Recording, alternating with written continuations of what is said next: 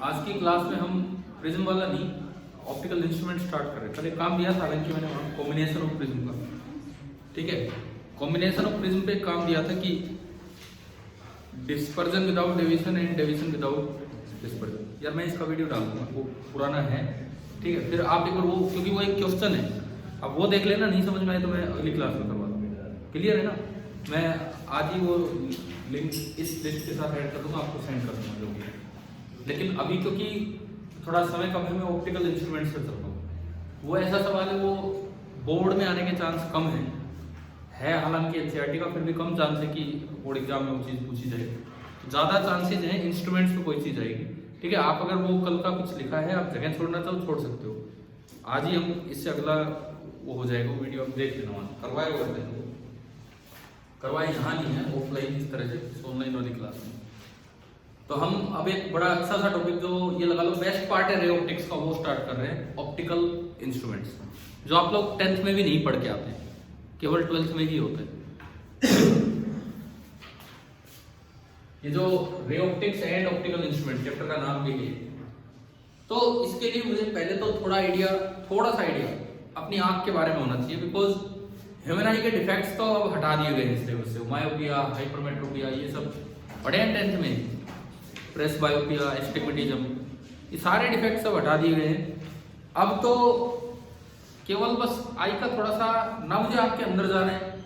जैसे मैं चलो एक थोड़ा सा आइडिया देता हूं आपको। ह्यूमन आई, इसको बोलते हैं आई बॉल।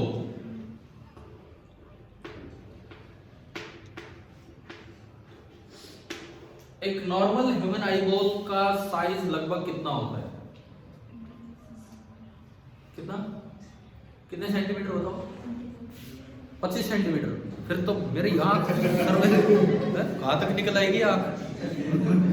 यार 25 सेंटीमीटर ये नहीं है पूरा, 25 सेंटीमीटर कहां जाएगी आप फिर?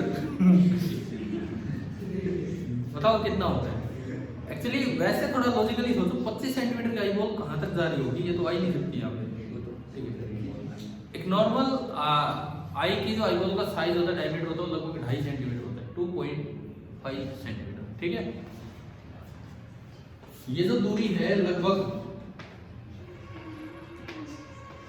आपकी होती है 2.5 सेंटीमीटर। अब वो 25 सेंटीमीटर क्या होता है जो किसी बच्चे ने बताया?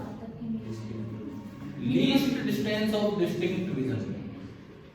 This is known as least distance of distinct vision, कि हमारी आंख से कम कोई ऑब्जेक्ट कितनी दूर रखा होना चाहिए?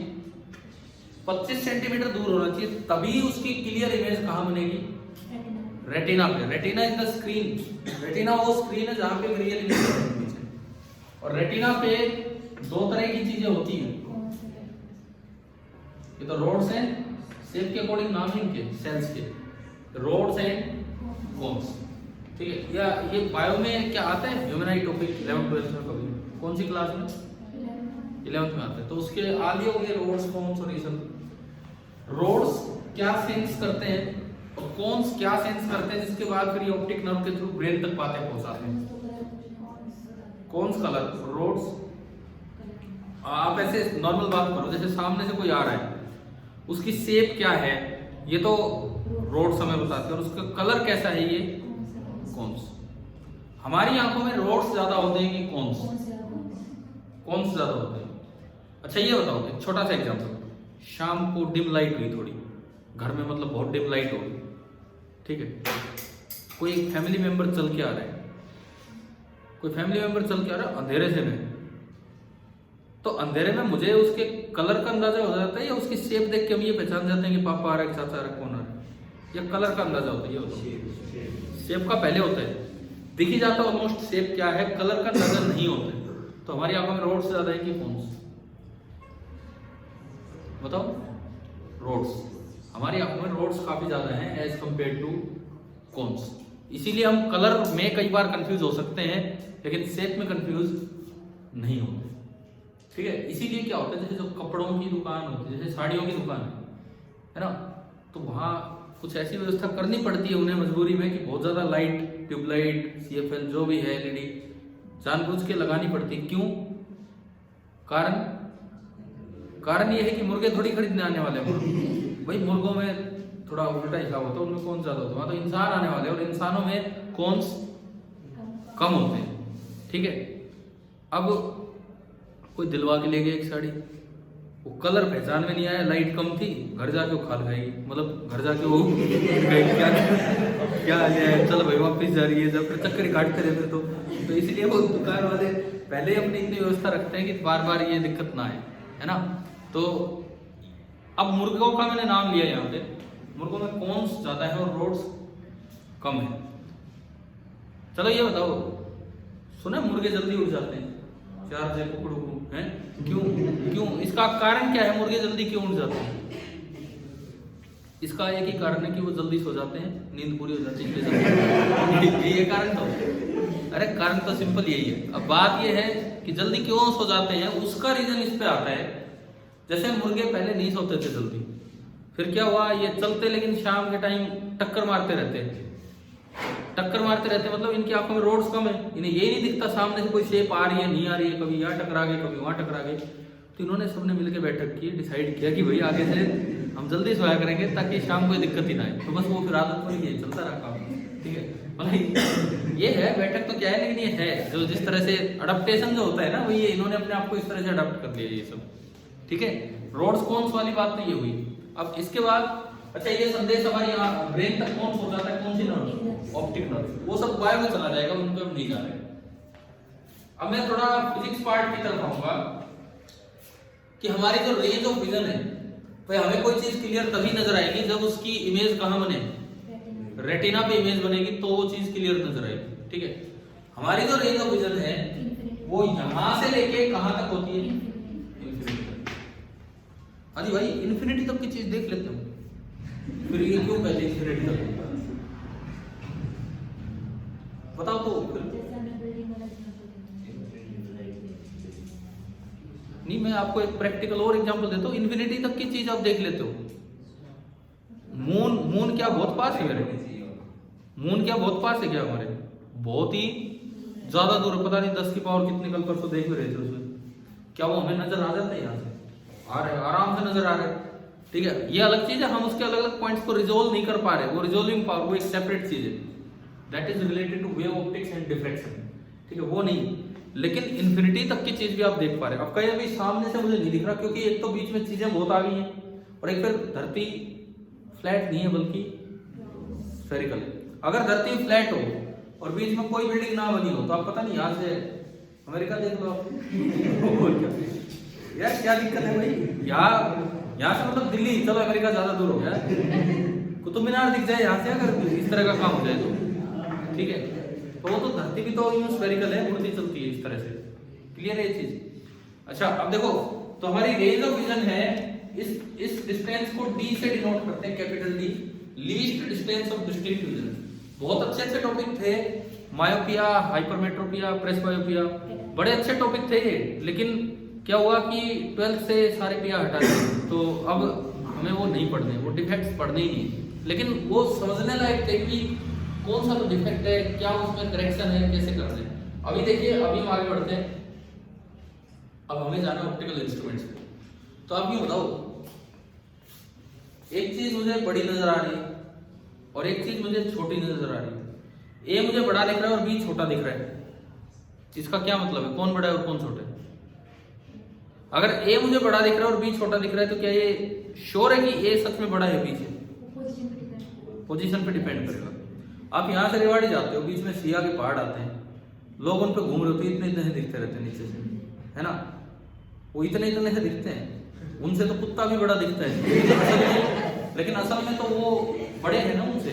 इसका मतलब देखो, केवल इस चीज पे भी कैसे सवाल आ सकता है, एक 5 फीट का आदमी है, केवल इतनी सी बात है, 5 फीट का आदमी है, आपसे 20 मीटर दूरी पे खड़ा है, एक 5 फीट का आदमी आपसे 20 मीटर दूरी पे खड़ा है, ठीक है, और एक 10 फीट के तो होते नहीं आदमी, एक 6 फीट का आदमी है सुनो, एक 6 फीट का इंसान है, वो उसकी कोई डिस्टेंस दे दी, कौन बड़ा नजर आएगा, ये कैसे डिसाइड करें? इसे डिसाइड करने वाली चीज होती है विजुअल एंगल, तो उसको समझे हम केवल और केवल फिजिक्स पार्ट की तरफ चलेंगे, आई के अंदर और कहीं नहीं जा रहे। देखिए, कोई ऑब्जेक्ट बड़ा नजर आएगा या छोटा नजर आएगा, वो इस बात पे डिपेंड करता है कि उसकी जो इमेज बनी है रेटिना पे उसका साइज क्या है। चलो इमेज और रेटिना कैसी होती है, मैं ऑप्शंस दे दे के आपसे पूछूंगा, रियल और वर्चुअल। ब्रेन छोड़ो, रियल और वर्चुअल, आगे हम बायो में जा ही नहीं रहे। रियल, क्योंकि स्क्रीन पे ओनली हमेशा केवल और केवल रियल इमेज आती है ना। इरेक्ट और इन्वर्टेड,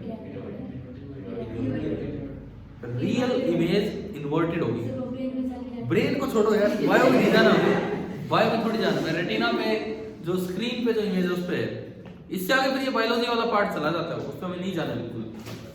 देखो image on screen retina real होगी, इन्वर्टेड होगी। तीसरी बात, साइज लार्ज या स्मॉल, किसी भी केस में लार्ज नहीं होती। हाँ जी अमन बताओ, लार्ज बन सकती है नहीं? चल नहीं बता, आप बताओ, कोई और बताओ, लार्ज बन सकती है नहीं?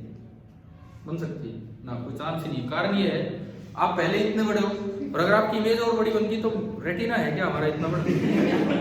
भाई आप ये बताओ, मैं आपको देख रहा हूँ या आप मुझे देख रहे हो, क्या पूरे पूरे नजर आ रहे हैं कि नहीं हम? इसका मतलब इस ऑब्जेक्ट की एक पूरी इमेज आपकी स्क्रीन पे बनी होगी रेटिना पे। अब रेटिना तो छोटा ही है और उस पर पूरी इमेज आ गई तो मतलब इमेज बहुत ही स्मॉल है।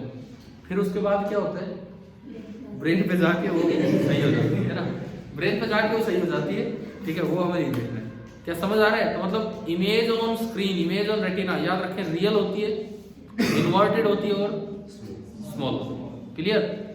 उस इमेज का क्या साइज है उससे डिसाइड होता है कि आपको कौन ऑब्जेक्ट बड़ा नजर आ रहा है और कौन छोटा। फॉर एग्जांपल यहां कोई ऑब्जेक्ट है, इसका साइज है h, विजुअल एंगल हम बोलते हैं कि इसने हमारी आंख पे कितना एंगल बनाया। देखो यहां एक आई लेंस होता है, वो आई की स्ट्रक्चर में दिखाए जाते हैं। दरअसल आई लेंस में तीन चीजें हैं। आई लेंस का फ्रंट पार्ट होता है कॉर्निया, आई लेंस का फ्रंट पार्ट होता है कॉर्निया, ठीक है, जो बीच में हार्ड होता है, साइडों में सॉफ्ट होता है। फिजिक्स में नहीं पढ़नी ये चीजें, आगे बढ़ते हैं। कॉर्निया के आगे बीच में कुछ लिक्विड टाइप भरा रहता है, आपको ह्यूमर बोल देते हैं उसे, और उसके बाद क्रिस्टलाइन लेंस होता है, प्रोटीन से मिलकर वो लेंस बना होता है जो लेंस हमारा। इन तीनों को मिला के एक वर्ड यूज कर दिया जाता है, क्या? Eye lens. आई लेंस का मतलब होता है cornea plus aqueous humour plus crystalline lens. ठीक है, इन तीनों में से सबसे ज्यादा काम कौन करता है? जैसे वो रे आएगी, सबसे ज्यादा डेविएट कौन कराएगा? कॉर्निया या एक्वोह्यूमर या फिर crystalline lens? Cornea. Most of the refraction is done by cornea. अंदर वाले जो है ना, ये तो केवल फाइन ट्यूनिंग करने का काम करते हैं। फाइन ट्यूनिंग मतलब जैसे आप चैनल चेंज कर रहे हो, एक ने कर दिया चेंज, बोले अब भाई तू कर दे सेट, उसको फिर बिल्कुल फाइन ढंग से करे। मतलब ये इस तरह करते हैं कि इमेज लगभग रेटिना पे बने। एग्जैक्ट रेटिना पे बनाने का काम फिर कौन कर लेते हैं? लेंस और वो सब। ठीक है, तो ये हमारा आई लेंस है। Eye lens, ciliary muscles word सुना है? क्या काम होता है सिलरी मसल का? वो आई लेंस जो है ना, वो साइडों से सॉफ्ट होता है। सॉफ्ट ना हो तो मसल जोर लगाते रहे, मसल छिल जाएंगे फिर। समझ रहे हो? जो सिलरी मसल्स हैं, अगर लेंस हार्ड होगा तो क्या वो लेंस को दबा के फोकल लेंथ चेंज करवा पाएंगे? तो सिलरी मसल साइड से सॉफ्ट होता है, बीच में थोड़ा टफ होता है, इस तरह का रहता है। अब दो काम है सिलरी मसल्स के, दो क्या? एक तो हर बार इमेज यहां बनवाई है तो वी तो फिक्स है, कितना? 2.5 सेंटीमीटर। वी तो फिक्स है 2.5 सेंटीमीटर। ऑब्जेक्ट पता नहीं, मैं इनको देख रहा हूं तब भी इमेज वही बन रही है, उनको देख रहा हूं तब भी। तो यू चेंज होने पे भी वी चेंज नहीं हो रहा। क्यों?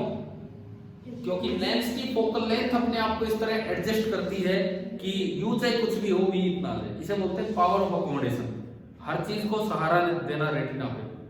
ठीक है, एक काम तो यह है सिलरी मसल्स का। दूसरा काम उसको होल्ड करना। दूसरा काम यही है, उसको होल्ड करना। नहीं तो क्या होगा, अगर मसल्स नहीं होंगे फिर तो वो लेंस गिरा रहेगा, कोई आएगा भाई रुक जा भाई एक मिनट ये कर दो, लेंस कर दे, घूमते रहो, ये हाल हो जाना फिर, और क्या है। तो उसको होल्ड करने का भी काम करता है। ठीक है, अब सुनो, आगे सुनो। ये कोई ऑब्जेक्ट है, इसका विजुअल एंगल क्या होगा? ये होगा इसका विजुअल एंगल। मान लो मैं इसे थीटा से डिनोट करूं। अच्छा, एक रे यहां से चली, एक रे यहां से चली। ये ऑप्टिकल सेंटर से जो रेज आती है वो अनडिवाइडेड निकलेगी, है ना। और उसकी इमेज यही बननी है, ये मुझे पता है कि इसकी इमेज यही बनेगी। क्यों? क्योंकि इमेज की पोजीशन तो फिक्स है, कहां बनती है? रेटिना में। क्लियर। दूसरी यहां से लाओ, ये यहां बनेगी, तो ये देखो ये एक इमेज बनेगी ए डैश बी डैश, स्मॉल है, रियल है और इन्वर्टेड, ठीक है। इसका जो साइज होगा ना वो डिसाइड करता है, इसका साइज डिसाइड करता है कि कौन ऑब्जेक्ट बड़ा नजर आ रहा है और कौन ऑब्जेक्ट छोटा नजर आ रहा है। क्लियर। और अल्टीमेटली वो थीटा से डिसाइड होता है। कारण सुनिए, ये थीटा तो ये भी थीटा, ये मान लो इसका रेडियस I1 का रेडियस कितना है? r, ठीक है। तो ये जो दूरी होगी, length of the arc a dash b dash, radius into angle लिख सकते हैं हम। r तो कांस्टेंट है, r तो कांस्टेंट है, it means it is directly proportional to theta. और ये थीटा तो वही है बाहर वाला, तो जितना विजुअल एंगल बड़ा होगा हमें वो चीज उतनी ही बड़ी नजर आएगी। अगर मैं इसे दूर कर दूं तो आप देखो क्या एंगल अपने आप छोटा हो गया।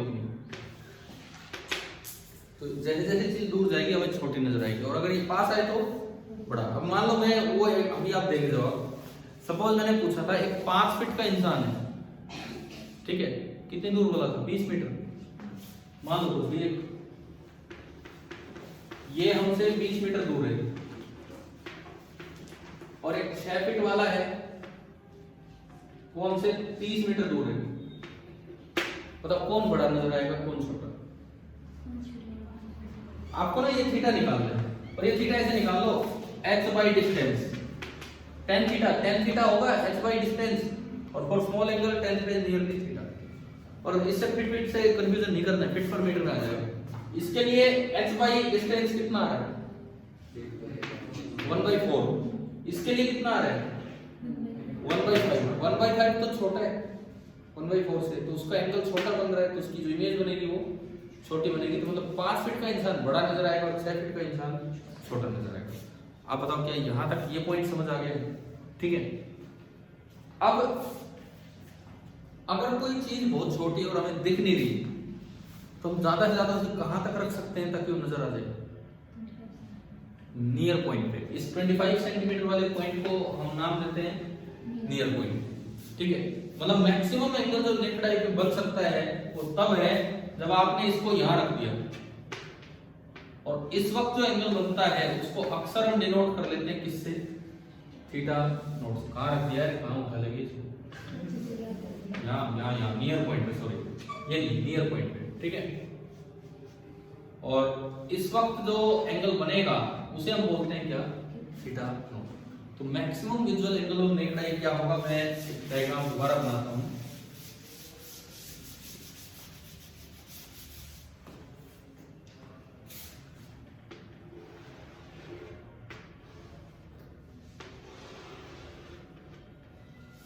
ये नियर पॉइंट है, यहां से d डिस्टेंस दूर, ये कोई ऑब्जेक्ट है h हाइट का, ये एंगल है विजुअल एंगल, और इसको हम डिनोट करते हैं थीटा नॉट से, और tan थीटा नॉट को थीटा नॉट लिख दो, तो ये मैक्सिमम एंगल कितना है? h/d। और अब भी अगर ये चीज नजर नहीं आ रही तो फिर आपको माइक्रोस्कोप का सहारा लेना पड़ेगा या टेलीस्कोप का। बताओ छोटी चीज को देखने के लिए क्या यूज करते हैं? माइक्रोस्कोप। और बड़ी चीज को देखने के लिए? बड़ी चीज वैसे नहीं चलती, दूर की चीज को देखने के लिए सूक्ष्मदर्शी तो माइक्रोस्कोप होता है और दूरदर्शी टेलीस्कोप होता है, इस तरह से रहते हैं। क्लियर है? तो हम अब स्टार्ट करते हैं अपना काम सिंपल माइक्रोस्कोप। सबसे पहले सिंपल समझ में आ गया तो कंपाउंड उससे भी सिंपल। कंपाउंड में कुछ भी नहीं है। और देखो यार बच्चे घबराते हैं इनसे, पता नहीं क्यों घबराते हैं। बोर्ड में 5-5 नंबर के सवाल आते हैं, जेईई मेंस नीट में अच्छे सवाल आते हैं इन पे। रे ऑप्टिक्स का बेस्ट पार्ट है इंस्ट्रूमेंट, तो ढंग से क्लियर कीजिए। और इनके लिए रे डायग्राम भी बड़े अच्छे से आपको बनाने आने चाहिए। अगर बोर्ड एग्जाम हमारे तो अपने पेन कॉपी मतलब पेंसिल और स्केल लेके जाओ, ठीक है। अब हम सीखते हैं कि एक सिंपल माइक्रोस्कोप होता क्या है।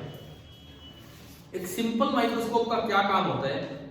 बहुत छोटी चीज जो हमें नजर नहीं आ रही, कुछ नहीं होता है, एक यूं हैंडल सा होता है, उसको लगा लीजिए, कॉन्वेक्स लेंस होता है, उसमें से चीजों को देखिए थोड़ी सी बड़ी दिखेगी, ये होता है सिंपल माइक्रोस्कोप, ठीक है। आपकी लैब में जो ट्यूब टाइप होता है वो कंपाउंड माइक्रोस्कोप होता है। पहले हम कुछ देर पढ़ेंगे सिंपल माइक्रोस्कोप और फिर पढ़ेंगे कंपाउंड। आज की क्लास में माइक्रोस्कोप वाला लगभग काम कर ही रहे हैं, ठीक है, देखो कंपैरिजन लेके चलेंगे कि क्या काम है माइक्रोस्कोप का, किस तरह से।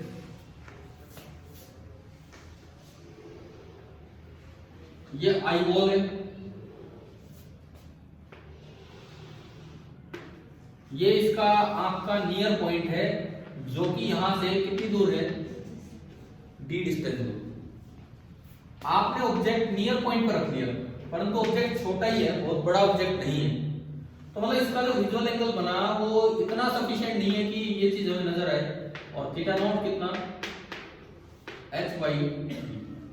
विजुअल एंगल बढ़ाना है बस, और कुछ नहीं करना है। ये ऑब्जेक्ट देखना है तो विजुअल एंगल बढ़ाना है, तरीका तो बहुत आसान, इसको पास ले। देखो ऑब्जेक्ट का साइज तो हम बढ़ा नहीं सकते, वो तो कोई छोटा सा ऑब्जेक्ट है, ठीक है। इनसे माइक्रोस्कोप से बैक्टीरिया वगैरह नहीं देखते, और खैर कंपाउंड माइक्रोस्कोप हो गए। सिंपल माइक्रोस्कोप से जैसे जो घड़ी ठीक करने वाले होते हैं, कोई और आंख में फिट कर लेते हैं, ठीक है। और भी मतलब मैं तो वो सिंपल बता रहा हूँ, जो जैसे घड़ी ठीक करते हैं वो आंख में लगा देते हैं, कभी देखा हो तो सिंपल माइक्रोस्कोप होता है इस तरह से, ठीक है। ज्वेलर्स भी मैंने सुना है कि कई बार यूज करते हैं, मैंने देखा नहीं है लेकिन मैंने सुना है कि ज्वेलर्स, मतलब पढ़ा है, ये लगा लो कि ज्वेलर्स भी यूज करते हैं, ठीक है। हो सकता है उसमें भी कोई ध्यान से देखना हो, सोना है कि लूट रहे, कुछ नहीं, अब सुनो। तो ये तरीका एक ही है, कोई इसको तो बड़ा नहीं कर सकते, इसकी दूरी को कम कर सकते हैं। दूरी को कम करने में नुकसान क्या हो रहा है, ये रेंज ऑफ विजन से अंदर आ रहा है, अरे रेंज ऑफ विजन से बाहर जा रहा है, वैसे पास आ रहा है ना। रेंज ऑफ विजन से बाहर जा रहा है ना, जब हम देख पाते हैं उससे। तो एक ऐसी चीज सोचिए कि एक सिंपल कॉन्वेक्स लेंस आप यूज कीजिए, सिंपल कॉन्वेक्स लेंस। देखो सिंपल माइक्रोस्कोप का ही दूसरा नाम होता है मैग्नीफाइंग ग्लास। सिंपल माइक्रोस्कोप या मैग्नीफाइंग ग्लास, ये मैं आपको समझा रहा हूँ, और थोड़ी देर ध्यान से समझिए, बहुत अच्छा टॉपिक है। ये समझोगे तो कंपाउंड कुछ भी नहीं है। मान लीजिए आपने ग्लास यूज किया, लेंस यूज किया, जिसकी फोकल लेंथ कितनी है, ये f ऐसा लेना है जो d से कम हो, तभी ये सिंपल माइक्रोस्कोप का काम कर पाएगा, ठीक है। क्लियर ना यहाँ तक। अब मुझे ये ऑब्जेक्ट नजर नहीं आ रहा था, कोई बात नहीं, नजर नहीं आ रहा था, इसको आप और पास ले जाओ, कितने से कितने तक, कहां तक ले जा सकते हैं वो सुनिए। इसकी फोकल लेंथ कितनी है, आप 2 पॉइंट मार्क कर दीजिए, अभी समझाऊंगा मैं आपको। पॉइंट नंबर 1 जो कि यहां से कितनी दूर है, यहां से एक ही बात, ये आंख का लेंथ है f, जितनी इसकी फोकल लेंथ है। और एक पॉइंट नंबर 2 जो यहां से कितनी दूर है, d इंटू एफ अपॉन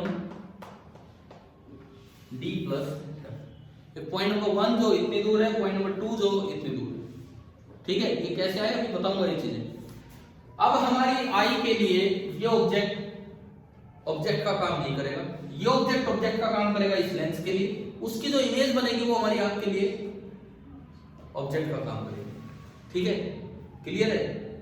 अब मैं इसको आगे लेके जाऊं और इस रेंज में कहीं भी रखूं, इस रेंज में मैं कहीं भी रख दूं, कहीं भी, अभी दिखाता हूं आपको। जैसे फॉर एग्जांपल आपने शुरुआत की यहां रख के, वो एच साइड का ऑब्जेक्ट आपने यहां रख दिया। आई की रेंज ऑफ विजन कहां से कहां तक है, नियर पॉइंट से लेके फार पॉइंट इंफिनिटी। मैं एफ जानबूझ के नहीं लिख रहा, दिमाग में कई बार यूं आता है एफ तो फोकस होता है, वो इधर है ना। अगर मैंने ऑब्जेक्ट यहां रखा, ये तो ऑब्जेक्ट इसके लिए है, इसकी इमेज कहां बनेगी, इसके फर्स्ट फोकस पे ऑब्जेक्ट रखा है तो इमेज कहां बनेगी, इसके फर्स्ट फोकस पे ऑब्जेक्ट रखा है तो इमेज इंफिनिटी में। रे डायग्राम देखिए, एक रे आप ऑप्टिकल सेंटर से लो, सीधी जा रही, ठीक है। दूसरी रे लो ही लो, कोई फर्क नहीं। जब आपको पता ही है कि इमेज वहां बननी है तो उसी रे को कहां पहुंचा दो,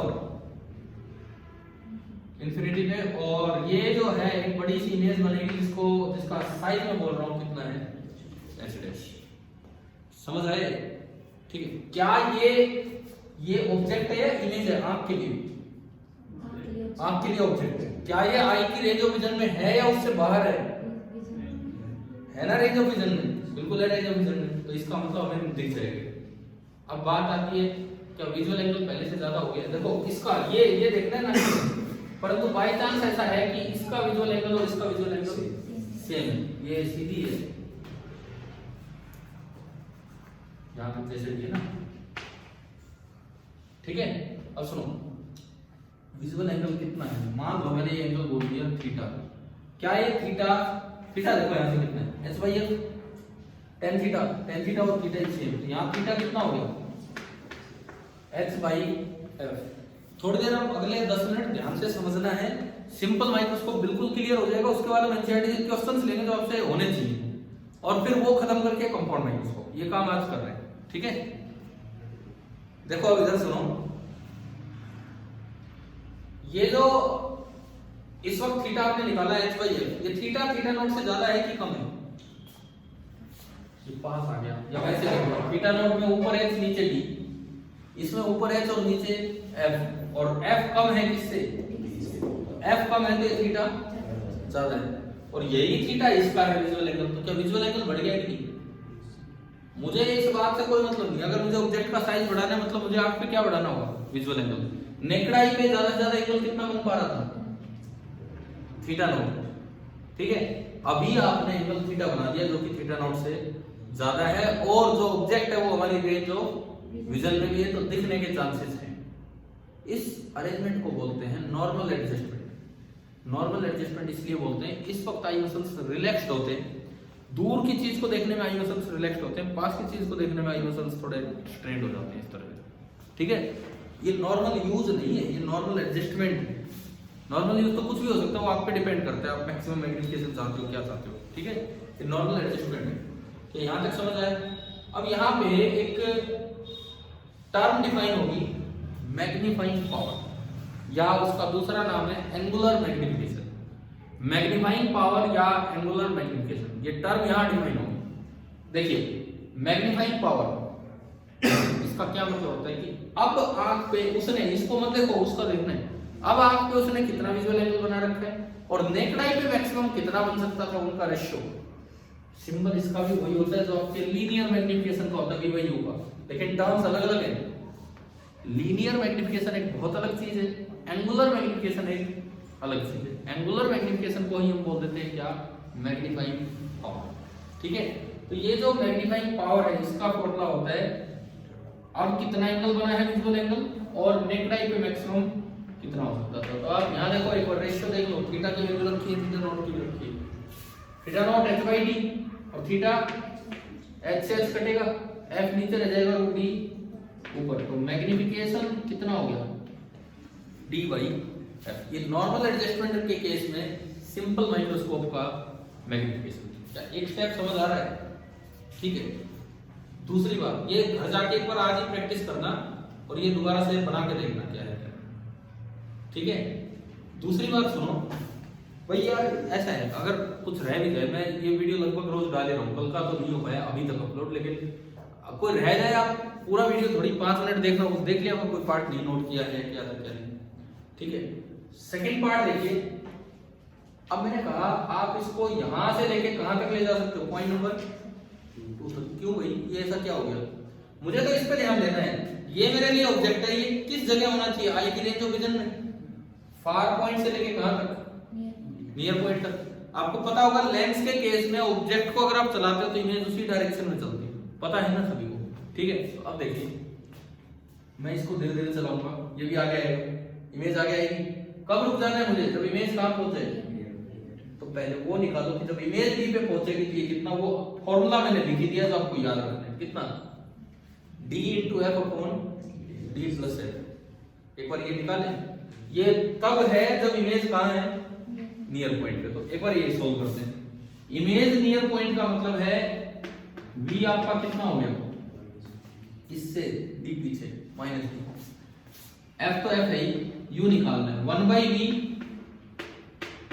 minus 1 by u is equal to 1 by f। 1 by u को इधर भेज दो और 1 by f को इधर ले आओ, तो minus 1 by d minus 1 by f is equal to 1 by u। LCM लिया d into f, ठीक है, और ऊपर बन रहा है माइनस f और माइनस d। आप अगर इसको सीधा करोगे, u माइनस कॉमन ले लो, तो बनेगा d into f अपॉन, वो माइनस कॉमन लेते ही बना, आगे माइनस नेगेटिव आने का मतलब पीछे, और वो डिस्टेंस कितनी है df upon d plus f, जो हमें याद रखना है। मैंने शुरुआत ही इस टॉपिक की ऐसे की कि ये तो आपको याद रखना है। समझ आ गया? ये लास्ट केस है। अब अगर आप इसको यहां उठा लाए ना, उस वक्त तो थीटा सबसे बड़ा हो जाएगा, ठीक है। वो लास्ट केस है जब आपको मैग्निफिकेशन के साथ ये नजर आ रहा होगा। उससे और आगे ले गए तो फिर ये भी हमारे नियर पॉइंट से आगे चला गया, फिर दोबारा से आपको नहीं दिखने वाला के लिए। समझ आ रहा है? ठीक है। अब आते हैं आखिरी केस में मैग्नीफाइंग पावर कितनी होगी। आखिरी केस में मैग्नीफाइंग पावर बहुत आसान, बहुत ही आसान। आखिरी केस में ये कहां रखना है, यहां रखना है। इस केस में आपका थीटा क्या बना, h अपॉन f।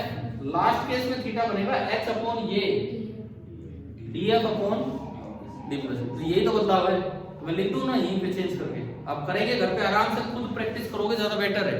या नोट करने से कुछ नहीं होगा, आप समझो यार ये टॉपिक ऐसा है। मैं आपको एक चीज ये फैक्ट इसमें बताता हूँ, बच्चों को लास्ट तक ना ये नहीं पता होता कि लीनियर मैग्निफिकेशन और रेगुलर मैग्निफिकेशन भी अलग है। वो सोचते सिंबल m है, सेम ही चीज है। वो v बाई यू नहीं है, v बाई यू एक अलग चीज है। यहाँ ये क्या चल रहा है सिंपल माइक्रोस्कोप में, एंगुलर मैग्निफिकेशन या मैग्नीफाइंग पावर, ये कुछ और है, ठीक है। अब देखो आप लास्ट वाला केस, अभी तो m कितना निकल गया है dy f, ये तो है नॉर्मल एडजस्टमेंट। अब मानो उसको अक्सर बोल देते हैं नॉर्मल यूज। नॉर्मल यूज मतलब जब आप मैक्सिमम मैग्निफिकेशन चाहते हो, उस वक्त आपको इमेज यहां बनवानी है, तो उस वक्त इसको कहां रखना होगा, यहां। जब आप इसको उठा के यहां ले आओगे तो थीटा थोड़ा और बढ़ जाएगा, और थीटा कितना हो जाएगा h अपॉन, यही लिखा है मैंने, हाँ h अपॉन यहां क्या हो जाएगा df और d प्लस है। और फिर दोबारा से आप थीटा बाई थीटा नोट करोगे, इससे उसको डिवाइड करोगे, h से h कैंसिल, d से d कैंसिल, ये बचेगा d plus f upon f। इसको मैं लिख सकता हूं 1 प्लस d बाई f। मैं ज्यादा बोर्ड पे मिटा नहीं रहा, मैं यहीं से समझा रहा हूं। अब अगर आप इसको डिवाइड करोगे, h बाई d से h बाई d गया, थीटा बाई थीटा नोट करोगे तो ओनली ये बचा d plus f upon f। अलग अलग डिवाइड करोगे f बाई f और प्लस d बाई f, तो मेरे पास एक रेंज आ गई, सिंपल माइक्रोस्कोप की मैग्निफिकेशन की रेंज आ गई। d बाई f से लेके कहां तक हो, 1 प्लस d बाई f। क्या समझ आया? आपसे यूं पूछा जाए, बताओ लीनियर मैग्निफिकेशन और एंगुलर मैग्निफिकेशन या मैग्नीफाइंग पावर बराबर कब होते हैं, कौन से केस में? इस केस में, इस केस में या बीच में? तो मैं एक बार पहले बीच वाले केस पे आऊं, जनरल केस पे, ठीक है। देखो मैं फिर कहता हूं कुछ भी लिखने का प्रयास मत करो, जाके खुद बनाने की कोशिश करोगे तो परमानेंट ये चीजें तैयार हो जाएंगी। देखो अब मैं आता हूं बीच वाला केस, जरूरी थोड़ी कि हम बॉर्डर पे ही रहे, इधर ये इधर नॉर्मल केस ले हम। तो नॉर्मल केस लेने के लिए मैंने कोई ऑब्जेक्ट इसमें बना दिया यहां। सपोज इस डिस्टेंस को मैं u नॉट बोल रहा हूं, कोऑर्डिनेट को नहीं, डिस्टेंस को, ऑब्जेक्ट की डिस्टेंस। तो u तो कितना हो जाएगा माइनस u नॉट, इधर है नहीं, क्लियर है? इस केस में मैग्नीफाइंग पावर कितनी होगी, फिर दोबारा से थीटा निकालो, theta h by u not, distance u not है, डिस्टेंस u नॉट है, डिस्टेंस देखने हम बात करें। थीटा क्या है, कोऑर्डिनेट नहीं है, हम डिस्टेंस देख रहे हैं। अगर कहीं लेंथ फॉर्मूला यूज करना होता तो u लिखते माइनस u। थीटा इस बार कितना होगा h by u not, divide करो थीटा बराबर h बाई u नॉट को थीटा नॉट से, h से h कटेगा, d ऊपर चला जाएगा। तो जनरल केस में जो ये एंगुलर मैग्निफिकेशन आ रहा है उसका फॉर्मूला क्या निकल के आ रहा है, d बाई u नॉट।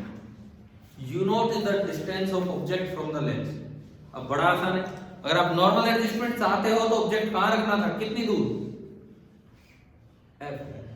मैं ही बोलता हूं, आप नहीं बोलो।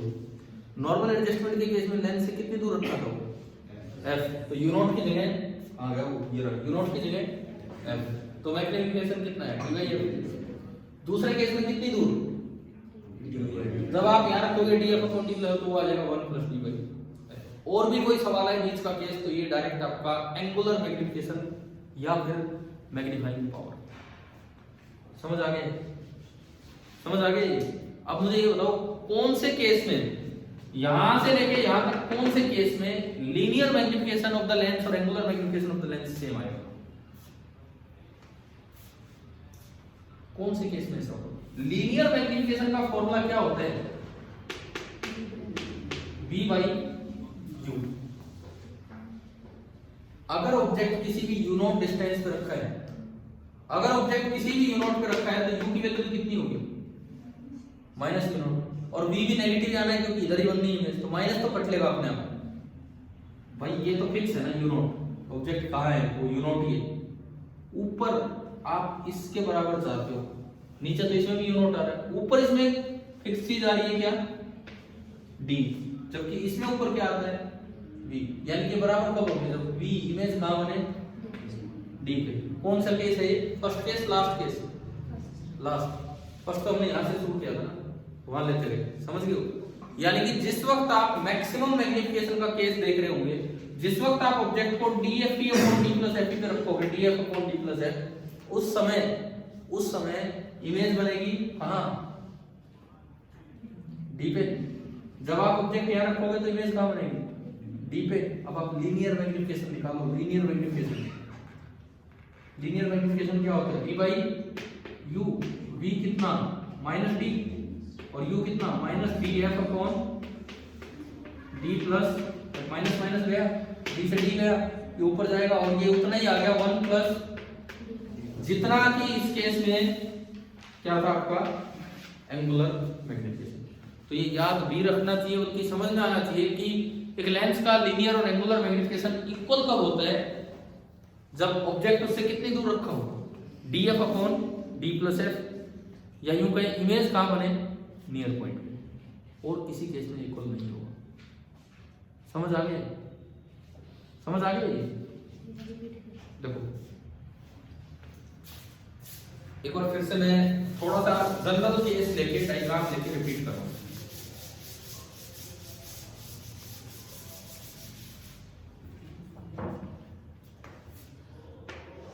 ये मैग्नीफाइंग ग्लास है जिसको हम सिंपल माइक्रोस्कोप बोल रहे हैं। ये आंख है यहाँ। ऑब्जेक्ट मुझे df upon d plus f से लेके कहां तक रख लेना है? f तक, और ये है क्या? ये बात समझ आ गई? ठीक है। इन जनरल मैंने ऑब्जेक्ट कहीं भी रखा, कहीं भी, उस दूरी को मैंने बोल दिया कितना? u not. इमेज कहीं भी बनी, पता नहीं कहां बनी होगी, जहां भी बनी होगी ऐसे बनती है, ठीक है। इमेज पीछे बनेगी और उसकी दूरी को बाय चांस मैंने बोल दिया क्या? v not. इस लेंस के लिए जिसकी फोकल लेंथ है u कितना है? माइनस v नॉट, और v कितना है? Minus v not.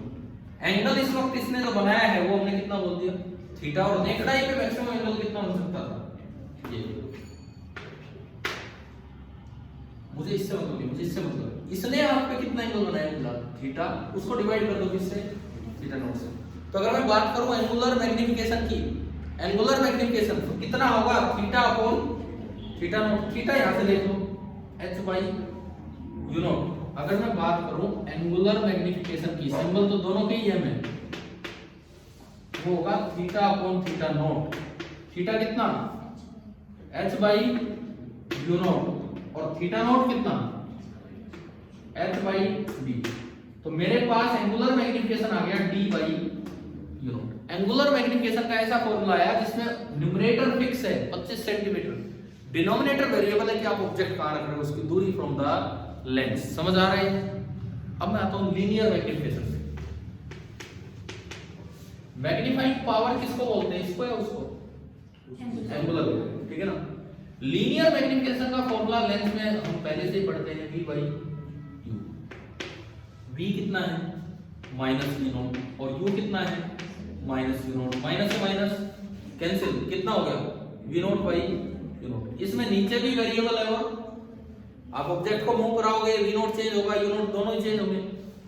क्लियर है? लेकिन अब मैं इनको इक्वेट करना चाह रहा हूं। अगर मुझे बोला जाए कि ये दोनों इक्वल है, if both are equal then v not by u not is equal to d by u not. u not से u नॉट कैंसिल, यानी कि v नॉट कहां हो, इमेज कहां बने? नियर पॉइंट पे। तो उस केस में ऑब्जेक्ट कितनी दूर रखना होता मुझे, D F upon D plus F, उस वक्त लीनियर और एंगुलर मैग्निफिकेशन सेम होते हैं, और नहीं तो अलग अलग होते हैं। अब मुझे एक बार आप एक बात बताओ, क्या अभी तक ये कॉन्सेप्ट था भी कि नहीं दिमाग में कि लीनियर मैग्निफिकेशन अलग चीज है, लेंस की एंगुलर मैग्निफिकेशन अलग है, या एम बस हम एम ही देखते थे? अगर क्लियर करो आपकी, क्या आपके दिमाग में पिक्चर क्लियर थी या नहीं वैसे, या एम का मतलब ही बस एक ही मैग्निफिकेशन था? कितने बच्चों को पता था ये कॉन्सेप्ट? ठीक है, और ये बाकी सब शायद ये सोच रहे थे कि मैग्निफिकेशन मतलब V/U है ना। कोई बात नहीं, अभी समझ आ गया, अभी और क्लियर होगा जब आपसे एनसीईआरटी के सवाल करवाए जाएंगे। अब अपनी एक्सरसाइज पे चलिए। ये दो तरह की बुक्स है, एक नई बुक एक पुरानी बुक, क्वेश्चन नंबर का फर्क है, बता देता हूं मैं और आगे तो भाई क्वेश्चन है कार्ड शीट कार्ड और कौन सा ये, इनमें तो 29 है। एक बुक में कार्ड शीट वाला क्वेश्चन नंबर 29 है, पुरानी बुक में थोड़ा और होगा शायद, ये पता नहीं होगा 29 ही सबकी किताब में 29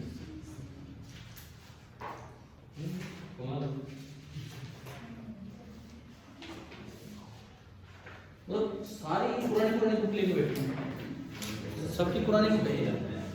जो नई बुक है उसमें क्वेश्चन थोड़ा बीच के ह्यूमनाई के सवाल हटा दिए गए हैं। चलो ठीक है, आपकी पुरानी बुक में क्वेश्चन नंबर ये 29 है। इसमें एक चीज देखो, क्या पुरानी बुक में करेक्शन थी नहीं, में मुझे नहीं पता हुई कि नहीं।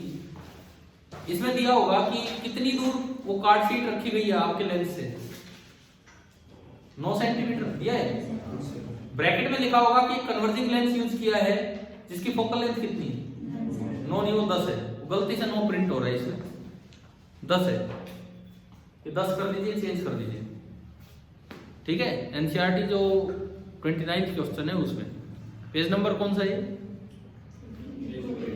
348। तो अब देखते हैं क्या है। अब हम लाइन से एक दो चीजें करके, और ताकि सिंपल माइक्रोस्कोप हमारा क्लियर हो। ठीक है, पढ़ो एक बार, आप सवाल पढ़िए, मैं भी यहीं से देख के बोलता हूँ। कोई आपका कोड किताब आपके पास कौन सा है? Card sheet divided into squares, each of size 1 mm square is being viewed। ठीक है, एक लेंस से देखा जा रहा है जिसकी फोकल लेंथ है 10 सेंटीमीटर, और उससे कितनी दूर रखा है, 9 सेंटीमीटर दूर। एक बार डायग्राम कराऊं।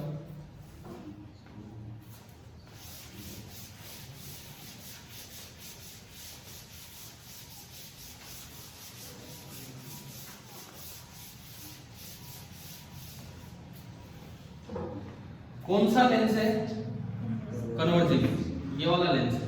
फोकल लेंथ कितनी, 10 सेंटीमीटर।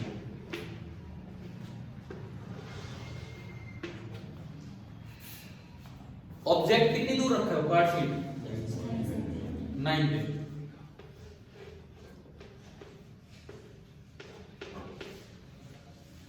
तो सबसे पहले तो मुझे ये बताओ, ये एक्सट्रीम वाले केस है या बीच में रखा है ऑब्जेक्ट? एक्सट्रीम केस कौन सा था, एफ से लेके D F upon D plus F. तो एक बार पहले वो ढूंढते हैं, एफ कितना, एफ कितना इसका, तो 10 वाला जिसको हम पॉइंट नंबर 1 बोल रहे थे, है ना, याद है वो तो अभी कहाँ है, 10 सेंटीमीटर। और दूसरा पॉइंट यहाँ है या कहाँ है, एक बार वो कैलकुलेट करो, D F upon D plus F. इसके लिए कैलकुलेट कीजिए, D F upon D plus F कितना होगा, डी कितना 25, F 10, D plus F 35, 5 7, 50/7 nearly 7 7 7 49 होता है। 49 मान लो उसको 50 को, नियरली 7 आगे, समझ आ रहा है इसका मतलब। और ये ऑब्जेक्ट रखा कितनी दूर है सवाल में, 9 सेंटीमीटर दूर। तो वो जो दूसरा पॉइंट था हमारा, दूसरा वो तो कितनी दूर है भाई? पहले तो ये आइडेंटिफाई करना, देखो ना कौन सा केस है, क्या ये समझ आ गया कि नहीं, बीच का केस आ गया। ठीक है, ठीक है, अब क्या पूछा है वो देखते हैं। पहला part, first part, what is the magnification produced by the lens. अब खाली मैग्निफिकेशन बोले तो वो होता है लीनियर मैग्निफिकेशन। अगर केवल वर्ड मैग्निफिकेशन यूज किया है तो वो लीनियर मैग्निफिकेशन है। उसके लिए तो कुछ नहीं, लेंस फॉर्मूला लगाओ, V निकालो और V/U करो। आप करते रहे और मुझे बताते रहे। U कितना है, क्यू कितना है -9 सेंटीमीटर। एफ कितना है प्लस का 10। लेंथ इक्वेशन लगा के भी बता दो 1/b minus 1/u equal to 1/l। Ratio बता देना भाई दिस बाय दिस आ रहा है अगर कुछ ऐसा है तो।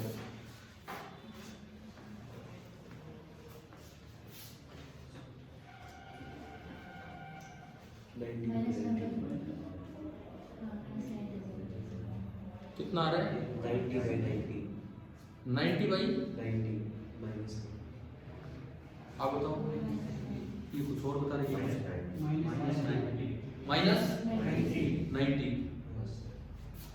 -90 आया ना। तो इसका मतलब वो इमेज जो बनेगी वो कहाँ बनेगी इधर कहीं बनेगी। इससे कितनी दूर 19 की 90 ये मैंने सही लिखा ये आ रहा है 90 सेंटीमीटर। आप यही बता रहे ठीक है। अब देखो दूर है तो कितनी दूर है इससे 10 टाइम्स दूर है तो 10 टाइम्स बड़ा स्क्वायर बन जाना है। 10 टाइम्स बड़ा स्क्वायर। स्क्वायर का साइज कितना था 1 mm स्क्वायर यानी कि 1 mm बाई 1 mm। ये बन जाना है 10 mm बाई 10 mm। ऐसे रखा है बिल्कुल यूं सीधा इस तरह से। यहां तक आया समझ। फर्स्ट पार्ट में क्या पूछा है मैग्निफिकेशन मतलब लीनियर मैग्निफिकेशन। तो v बाई u आप कीजिए। v आपका आया माइनस का 90 सेंटीमीटर तो मैग्निफिकेशन लीनियर कितना आया v बाई u कितना आ रहा है 10। सेकंड पार्ट में क्या पूछा है एंगुलर मैग्निफिकेशन। एंगुलर मैग्निफिकेशन का क्या फॉर्मूला होता है लेंस में थीटा छोड़ो फॉर्मूला क्या है 1 + d/। नहीं भाई वो कौन सा केस था 1 + d/f। कौन सा केस था वो कौन सा केस था 1 + d/f जो तो बिल्कुल लास्ट में जाकर रख दिया था। ये लास्ट में रखे तुमने पहले चेक कर लिया d/u0। तो सीधा ये फॉर्मूला तो अप्लाई करना है हमें। तो एंगुलर मैग्निफिकेशन अगर पूछा है एंगुलर मैग्निफिकेशन तो सीधा फॉर्मूला है d/u0। d कितना 25 सेंटीमीटर और u0 कितना ऑब्जेक्ट कहां रखा है माइनस नहीं डिस्टेंस 9 सेंटीमीटर। ये आएगा 25/9। अब देखो अलग आ रहा है लीनियर मैग्निफिकेशन तो आ रहा है 10 और एंगुलर मैग्निफिकेशन कितना आ रहा है 25/9। समझ आया। अच्छा ये करेक्शन क्यों हुआ है ये 9 का 10 क्यों लिखा है। अगर 9 की ही फोकल लेंथ होती और 9 पे आप रख देते तो इमेज कहां बनती इन्फिनिटी पे। भाई अगर 9 ही फोकल लेंथ होती तो ये ऑब्जेक्ट कहां रखा होता यहां रखा होता तो इमेज कहां बनती इन्फिनिटी पे। तो v बाई u तो इनफाइनाइट हो जाता। तो फिर लीनियर मैग्निफिकेशन का आंसर क्या होता बताओ। अगर ये फोकल लेंथ 9 होती तो ये यहां रखना होता। ये तो जो इसके आंसर दिए ना 10 के अकॉर्डिंग दिए इसलिए और उन्होंने सॉल्यूशन दिया होगा तो 10 के अकॉर्डिंग। तो आप ये देखो अगर ये 9 होता तो मुझे बताओ कि अगर ये 9 होता ये फोकल लेंथ अगर 9 होती तो लीनियर मैग्निफिकेशन का क्या आंसर आता इनफाइनाइट। इनफाइनाइट क्यों क्योंकि फिर ये यहां रखा होता और इमेज कहां बनती इन्फिनिटी पे। तो v तो आपका हो जाता infinite u finite infinity upon छोटी चीज इनफाइनाइट u। लेकिन एंगुलर मैग्निफिकेशन कितना होता उस केस में अगर ये 9 ही रहता अगर ये करेक्शन नहीं करते तो फिर एंगुलर मैग्निफिकेशन d/f।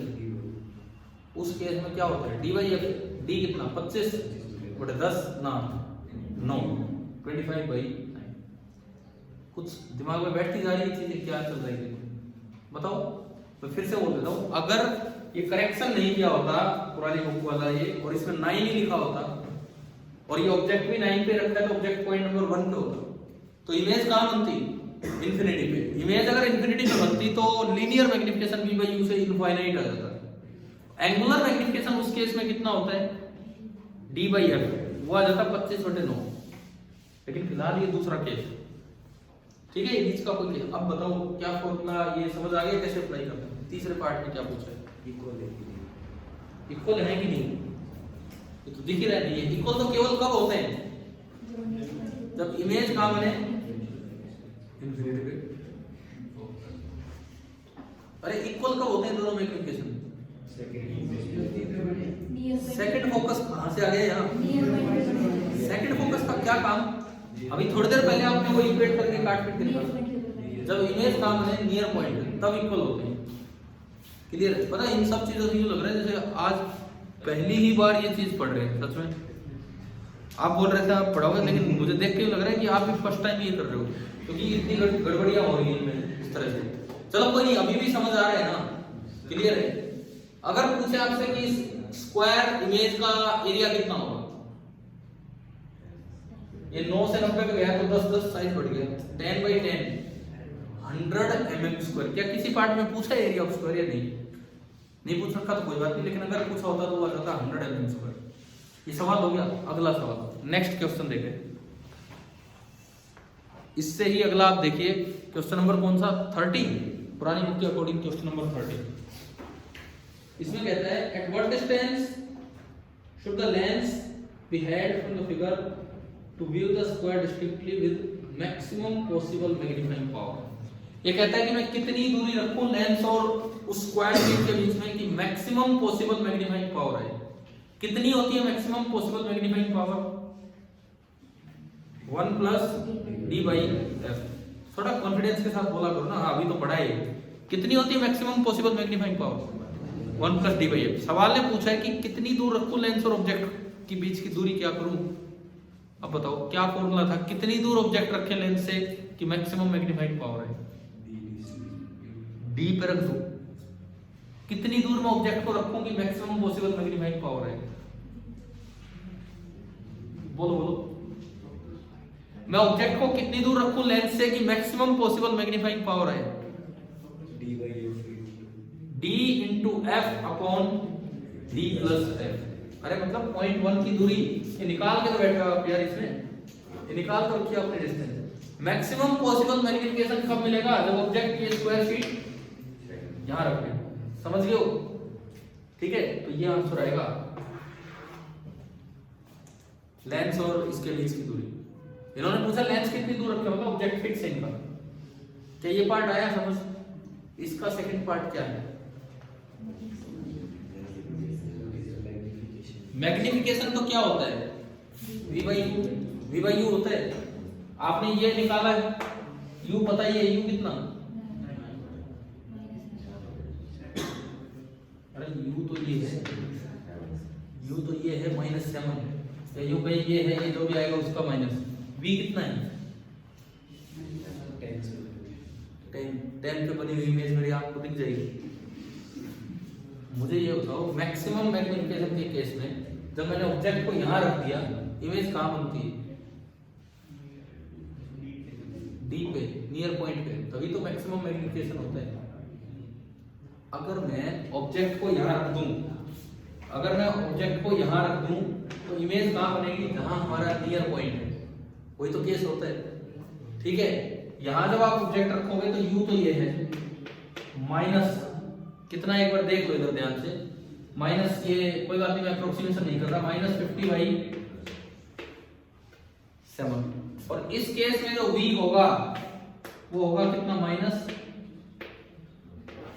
-25। समझ आ रही है? जब आप पॉइंट नंबर 1 पे, पॉइंट नंबर 2 पे रख दोगे अगर ऑब्जेक्ट को, तो मैक्सिमम मैग्निफिकेशन होता है और इमेज कहां बनती है? नियर पॉइंट पे। तो v इतना हो गया। अब मैग्निफिकेशन निकालो v/u। अब यहां से मैग्निफिकेशन निकालो v/u करके, लीनियर मैग्निफिकेशन। माइनस माइनस कटा 25 2 कितना आ रहा है? v/u। ठीक है, 7/2 मतलब 3.5 आया कि नहीं आया समझ में? अगला पार्ट क्या कहते हैं? अब मैग्नीफाइंग पावर निकालो। इस केस में मैग्नीफाइंग पावर का क्या फॉर्मूला था? 1 + d/f। निकालते हैं 1 + d। d कितना? 25 और f कितना है? 10। 5 2 कितना है? 7/2 3.5। क्या सेम आ रहा है कि एक बार चेक तो करो। और आना भी चाहिए था सेम, क्योंकि हमने याद किया है कि यही तो वो केस था जिस वक्त ये सेम आता। देखो इससे बिल्कुल क्लियर ही हो रहा है, ये एनसीईआरटी टेक्स्ट बुक तो उठा ही नहीं रखी जो चैप्टर नहीं हो रहा है ना। और दूसरी बात, चलो एनसीईआरटी नहीं भी की, कहीं भी किसी भी किताब से किए, मुझे नहीं लग रहा कि आपने लीनियर मैग्निफिकेशन और एंगुलर मैग्निफिकेशन में डिफरेंस पे भी कभी ध्यान दिए। हमारे लिए सारे एम है, और हमारे लिए एम का मतलब होता है वी बाई यू, और हम उससे निकालते रहते हैं।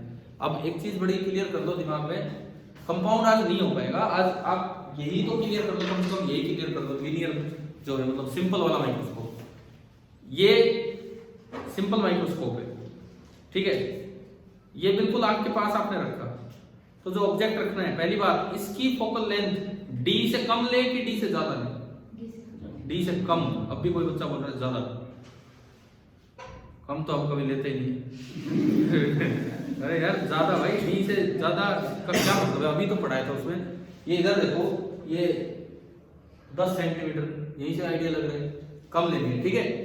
फिर जो ऑब्जेक्ट रखना है इसके सामने, उसकी रेंज भी एक है, यहां से यहां, कहां से कहां, एफ से लेके D F upon D plus F. जब आप एफ पे रखोगे तो इमेज बनेगी इन्फिनिटी पे, उस वक्त लीनियर मैग्निफिकेशन होता है इनफाइनाइट, उस वक्त एंगुलर मैग्निफिकेशन होता है डी बाई एफ, और उस वक्त उस केस को बोलते हैं नॉर्मल एडजस्टमेंट। आप लेके चलो आगे, बीच में कहीं लाए, उस वक्त मान लो यू नॉट डिस्टेंस पे आपने ऑब्जेक्ट रखा और वी नॉट डिस्टेंस पे इमेज बनी, तो जो लीनियर मैग्निफिकेशन होता है वो तो होता है v not by u not, और जो एंगुलर मैग्निफिकेशन होता है वो होता है डी बाई यू नॉट। आप और आगे आओ, जब आप बिल्कुल लास्ट केस पे आ गए D F upon D plus F पे, उस वक्त लीनियर मैग्निफिकेशन भी और एंगुलर मैग्निफिकेशन भी दोनों कितने होते हैं, 1 प्लस डी बाई एफ, और इमेज कहां बनती है, नियर पॉइंट पे, और वो सबसे ज्यादा यूजफुल केस वो है, लेकिन उसे नॉर्मल एडजस्टमेंट नहीं बोलते, नॉर्मल यूज बोल सकते लेकिन नॉर्मल एडजस्टमेंट नहीं। क्या यहां तक ये समझ आ गया? इसके बाद अगला भी सवाल इसी पे, सिंपल माइक्रोस्कोप देखना, सिंपल वही तो चल रहा है ना 9.3, ये करोगे घर से, करोगे ना अपने आप भाई। देखो यार, इन 3 सवालों से कुछ तो चीजें क्लियर होगी। क्या कितने बच्चों को लग रहा है कि हाँ आज सिंपल माइक्रोस्कोप तो आ गया हमारी समझ? देखो कंपाउंड तभी समझ आएगा जब ये आज की क्लास क्लियर होगी, नहीं फिर कल फिर दोबारा से रीस्टार्ट हो जाएगा काम। एक एक पॉइंट याद रहना चाहिए, और ये तीसरा सवाल आप ट्राई करके लाए, और थोड़ा सा आगे देखते हैं, ये जरूर करना है ट्राई, इसके बाद दिखाना। अब आते हैं कुछ थ्योरेटिकल क्वेश्चन, जो सिंपल पे होंगे एक बार वो देख लेते हैं। ए पार्ट, पहला पार्ट क्या कहता है, the angle subtended by the eye on an object, angle subtended at the eye by an object is equal to the angle subtended by at the eye, उसकी जो इमेज बनी उसने, तो फिर मैग्निफिकेशन कहां हुआ? बड़ा अच्छा सा सवाल है, देखिए कोई डायग्राम बना पड़ा है, नहीं बना पड़ा, ये क्वेश्चन है।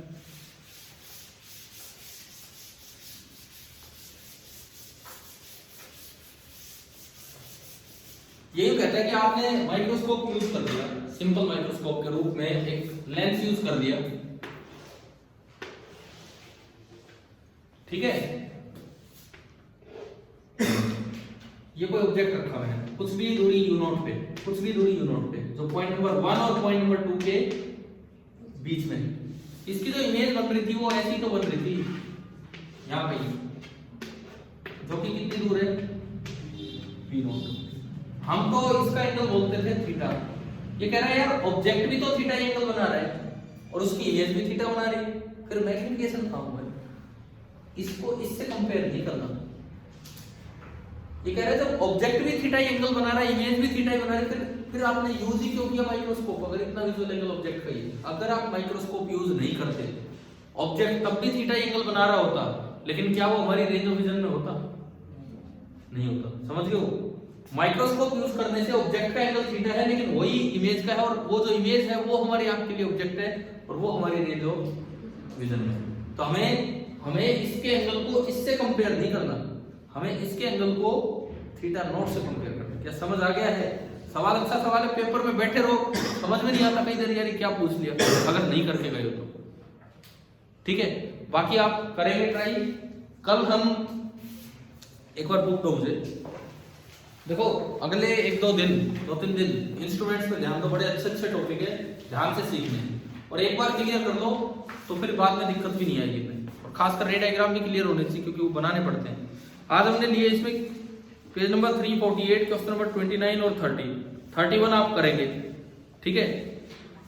और देखो लास्ट में 31 के बाद एक चीज लिखी हुई है, note exercise 9.29 to 9.31 will help you clearly understand the difference between magnification in absolute size, वो तो होता है linear magnification, and angular magnification। शायद मुझे लगता है क्लियर हो गया होगा ये कुछ डिफरेंस, ठीक है। फिर सवाल नंबर 33 और 32, इनमें कंपाउंड माइक्रोस्कोप का भी यूज हो रहा है। तो कल की क्लास में पहले हमारा चलेगा कंपाउंड माइक्रोस्कोप, टाइम बचेगा तो फिर टेलीस्कोप स्टार्ट होगा, नहीं तो अगले दिन।